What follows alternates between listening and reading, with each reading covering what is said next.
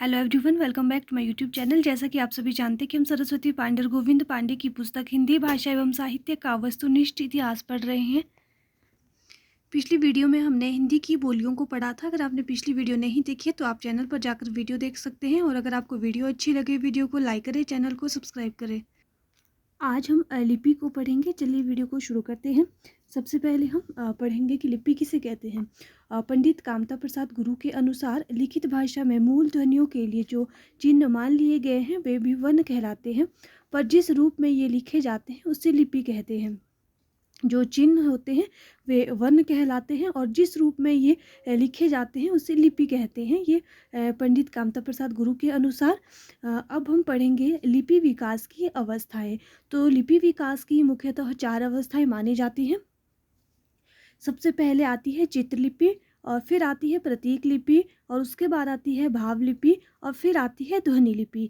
इस तरह से इसका क्रम चलता है। एग्जाम में कई बार इसके क्रम से प्रश्न पूछा जाता है। तो आपको अच्छे से ध्यान रखना है कि सबसे पहले चित्रलिपि आती है, फिर प्रतीक आती है, फिर भाव आती है, फिर आती है ध्वनि लिपि। या आप इस तरह से भी इसको याद कर सकते हैं, CPBD। ध्वनि लिपि के जो है 2 प्रकार है, एक है अक्षरात्मक और दूसरा है वर्णात्मक। भारत की सारी लिपियां अक्षरात्मक है। कई बार परीक्षा में प्रश्न पूछा जा सकता है कि भारत की जो लिपियां हैं वे वर्णात्मक है, अक्षरात्मक है। इस तरह से आपको ऑप्शन दिए होंगे। तो जो भारत की जितनी भी लिपियां रही हैं वो अक्षरात्मक है। रोमन लिपि वर्णात्मक है। भारत की लिपियां जो है अक्षरात्मक है, जो रोमन लिपि है वो जो है वर्णात्मक है। भारत में प्राचीन समय में जो है 3 लिपियां प्रचलित थी। तो अब हम पढ़ेंगे कि जो प्राचीन समय में जो लिपियां रही है वो कौन कौन सी लिपियां थी जो प्रचलित रही हैं। सबसे पहले आती है सिंधु घाटी लिपि, फिर दूसरी आती है खरोष्टी लिपि, और तीसरी आती है ब्राह्मणी लिपि। तो ये 3 लिपियां जो हैं भारत में प्राचीन समय में प्रचलित रही हैं। सिंधु घाटी लिपि, खरोष्टी लिपि और ब्राह्मणी लिपि। डिरीजर महोदय ने सिंधु घाटी लिपि को ट्रेडिशनल स्क्रिप्ट या भाव ध्वनिमूलक लिपि कहा है। जो डीजर महोदय हैं ये सिंधु घाटी लिपि को ट्रांजिशनल स्क्रिप्ट या भाव ध्वनिमूलक लिपि कहते हैं। परीक्षा की दृष्टि से जो महत्वपूर्ण तथ्य हैं उन्हीं को हम पढ़ेंगे। तो उसके बाद आता है खरोष्टी लिपि। खरोष्टी लिपि का जो प्राचीनतम नमूना है वो पश्चिमोत्तरी भारत के शाहबाज गढ़ी और मानसेरा में अशोक के अभिलेखों में प्राप्त हुआ है। तो जो खरोष्टी लिपि का जो प्राचीनतम नमूना है वो अशोक के जो अभिलेख है उसमें प्राप्त हुआ है। खरोष्टी जो लिपि है ये दाएं से बाएं लिखी जाती है। इसमें जो 37 वर्ण है, 5 स्वर है और 11 व्यंजन है, तथा इसमें जो संयुक्ताक्षरों का सर्वथा अभाव है। फिर आती है तीसरी ब्राह्मणी लिपि। इसके जो प्राचीनतम जो नमूने हैं वो बस्ती जिले में प्राप्त पिपराला के स्तूप में तथा अजमेर जिले के जो वडली गांव के शिलालेख में मिले हैं। तो जो ब्राह्मणी लिपि है इसके जो प्राचीनतम नमूने हैं वो कहाँ मिले हैं? बस्ती जिले में जो पिपराला के स्तूप है तथा जो अजमेर जिले के जो वडली गांव के शिलालेख है उसमें इनके जो प्राचीनतम नमूने मिले हैं।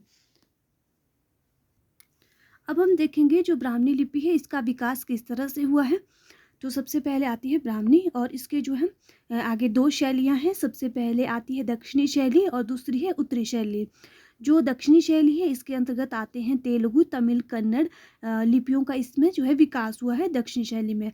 जो उत्तरी शैली है इसमें हुआ है गुप्त लिपि का, और दूसरा है जो सिद्ध मात्रिक या कुटिल लिपि, और इससे ही जो है देवनागरी लिपि का विकास हुआ है। तो जो दक्षिणी शैली है इससे तेलुगु, तमिल, कन्नड़ लिपियों का विकास हुआ, और उसके बाद जो उत्तरी शैली है इससे जो है गुप्त लिपि का और कुटिल लिपि, और उसके बाद जो है देवनागरी लिपि का विकास हुआ है। तो यहाँ से कई बार प्रश्न पूछा जाता है। सबसे पहले आएगा इसका जो क्रम है जो ब्राह्मणी का, सबसे पहले आएगा उत्तरी शैली, और फिर आएगा गुप्त लिपि, उसके बाद आएगा कुटिल लिपि, और फिर आएगा देवनागरी लिपि। इस तरह से जो है इसका विकास हुआ है। कई बार जो है इस तरह से भी प्रश्न पूछा जाता है कि जो देवनागरी लिपि है इसका विकास किस लिपि से हुआ है। तो आपको ऑप्शन दिए होंगे खरोष्टी लिपि, चित्रलिपि, ब्राह्मणी लिपि या गुरुमुखी लिपि। तो आपको ध्यान रखना है कि जो ब्राह्मणी लिपि है इससे जो है देवनागरी लिपि का विकास हुआ है। मैं आपको एक क्वेश्चन पेपर दिखाती हूँ। जैसे यहाँ पर आप प्रश्न नंबर 15 देख सकते हैं कि जो देवनागरी लिपि का विकास किस लिपि से हुआ है। तो यहाँ पर 4 ऑप्शन दिए गए हैं। तो इस तरह से जो है एग्जाम में से प्रश्न पूछा जाता है, तो आपको ध्यान रखना है कि देवनागरी लिपि का विकास जो है ब्राह्मणी लिपि से हुआ है। आगे देखते हैं। सिद्ध मातृका लिपि को डॉक्टर बुल्लर ने न्यून कोणीय लिपि नाम दिया है। यही लिपि कालांतर में कुटिल लिपि नाम से प्रसिद्ध हुई। जो कुटिल लिपि है, इसका जो पहले क्या नाम था, सिद्ध मातृका लिपि था, और इसको जो सिद्ध मातृका लिपि को डॉक्टर बुल्लर ने न्यून कोणीय लिपि नाम दिया है। उसके बाद आता है देवनागरी लिपि के संबंध में। जो ब्राह्मणी की उत्तरी शैली से चौथी 5वीं सदी में गुप्त लिपि तथा गुप्त लिपि से 6ठी सदी में कुटिल लिपि विकसित हुई। इसी कुटिल लिपि से 9वीं सदी के लगभग नागरी के प्राचीन रूप का विकास हुआ, जिसे प्राचीन नागरी कहते हैं। तो क्या कहा गया है यहाँ पे, जो ब्राह्मणी की जो उत्तरी शैली है चौथी 5वीं सदी से जो है किसका विकास हुआ है, गुप्त लिपि का विकास हुआ है, और गुप्त लिपि से जो है 6ठी सदी में जो है कुटिल लिपि का विकास हुआ। इसी कुटिल लिपि से जो 9वीं सदी के लगभग नागरी के जो प्राचीन रूप का विकास हुआ, जिससे जो है प्राचीन नागरी कहते हैं। जो देवनागरी लिपि के नाम के विषय में बहुत से मत रहे हैं, अब हम उनको पढ़ेंगे। सबसे पहले है कि जो प्रसिद्ध बौद्ध ग्रंथ ललित विस्तार में वर्णित जो नागलीला से नागरी नामकरण हुआ, पहला मत ये है। दूसरा है नगरों में प्रचलित होने से देवनागरी नाम पड़ा। तीसरा है कि जो पाटलिपुत्र को नागर और चंद्रगुप्त को देव कहने के कारण देवनागरी नामकरण किया गया। गुजरात के जो नागर ब्राह्मणों के नाम पर नागरी नाम पड़ा। डॉक्टर धीरेन्द्र वर्मा के अनुसार मध्य युग के स्थापत्य की एक शैली का नाम नागर होने से नागरी नाम पड़ा। देवनागरी का जो सर्वप्रथम प्रयोग है वो गुजरात के राजा जयभट्ट के एक शिलालेख में हुआ है। तो जो देवनागरी का जो सर्वप्रथम प्रयोग हमें कहाँ मिलता है, ये गुजरात में मिलता है, और जो है राजा जयभट्ट के एक शिलालेख में ये हुआ है इसका प्रयोग। अब देखते हैं देवनागरी लिपि की विशेषताएं। जो देवनागरी लिपि है ये जो है अक्षरिक है। देवनागरी में एक वर्ण के लिए ध्वनि है, अर्थात प्रत्येक अक्षर जो उच्चारित होते हैं। देवनागरी की वर्णमाला का वर्ण क्रम वैज्ञानिक है। तो ये इसकी 3 विशेषताएं रही हैं। कई बार परीक्षा में विशेषताओं से भी प्रश्न पूछे जाते हैं, तो आपको अच्छे से ध्यान रखना है कि जो देवनागरी लिपि है ये अक्षरिक है। देवनागरी में एक वर्ण के लिए ध्वनि है, अर्थात प्रत्येक अक्षर जो इसमें उच्चारित होते हैं। देवनागरी की जो वर्णमाला का वर्णक्रम वैज्ञानिक है। अब हम पढ़ेंगे सुधार।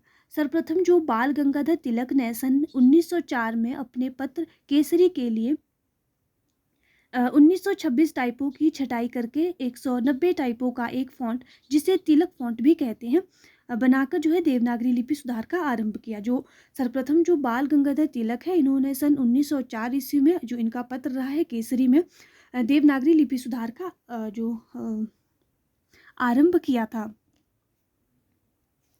सर्वप्रथम जो महाराष्ट्र के सावरकर बंधुओं ने अ की 12 खड़ी तैयार की तथा महात्मा गांधी के हरिजन सेवक में इसका प्रयोग हुआ।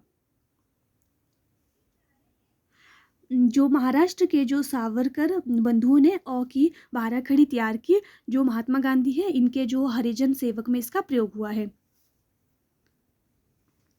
हिंदी साहित्य सम्मेलन के इंदौर के 24वें अधिवेशन में सन 1935 ईस्वी में महात्मा गांधी के सभापतित्व में नागरी लिपि सुधार समिति का गठन किया गया। तो जो नागरी लिपि सुधार समिति का गठन कब किया गया था, 1935 में किया गया था, 24वें अधिवेशन में, और जो महात्मा गांधी के सभापतित्व में ये किया गया था। नागरी लिपि सुधार समिति के संयोजक जो काका कालेकर थे, सम्मेलन में जो कुल 14 सुझावों को स्वीकार किया गया था। नागरी लिपि सुधार समिति के जो संयोजक कौन रहे हैं, काका कालेकर रहे हैं। आगे देखते हैं। नागरी लिपि सभा ने सन 1945 ईस्वी में नागरी लिपि सुधार हेतु एक समिति का गठन किया। जो नागरी प्रचारिणी सभा है, इसने जो है 1945 में जो नागरी लिपि सुधार हेतु एक समिति का गठन किया। उत्तर प्रदेश सरकार ने 31 जुलाई 1947 में आचार्य नरेंद्र देव की अध्यक्षता में नागरी लिपि सुधार समिति का निर्माण किया। जो उत्तर प्रदेश सरकार है इसने 31 जुलाई 1947 में नरेंद्र देव की अध्यक्षता में जो नागरी लिपि सुधार समिति का जो है निर्माण किया। इस समिति की कुल 9 बैठकें हुई तथा समिति ने 25 मई 1949 को अपनी रिपोर्ट प्रस्तुत की। तो इसमें कितनी बैठकें हुई थी? इसमें 9 बैठकें हुई थी तथा इसमें जो है समिति ने 25 मई 1949 को अपनी रिपोर्ट प्रस्तुत की। नरेंद्र देव समिति की रिपोर्ट के बाद उत्तर प्रदेश सरकार ने 29 नवंबर सन 1953 ईस्वी में नागरी लिपि सुधार संबंधी सुझावों पर विचार करने के लिए लखनऊ में लिपि सुधार परिषद का गठन किया और विभिन्न राज्यों के मंत्रियों और विद्वानों को परिषद में आमंत्रित किया। सन 1953 ईस्वी में जो नागरी लिपि सुधार संबंधी सुझावों पर विचार करने के लिए लखनऊ में एक लिपि सुधार परिषद का गठन किया गया, जिसमें विभिन्न राज्यों के मंत्रियों और विद्वानों को इसमें आमंत्रित किया गया। उत्तर प्रदेश सरकार द्वारा गठित लिपि सुधार परिषद की बैठक की अध्यक्षता तत्कालीन जो उपराष्ट्रपति थे डॉक्टर सर्वपल्ली राधाकृष्णन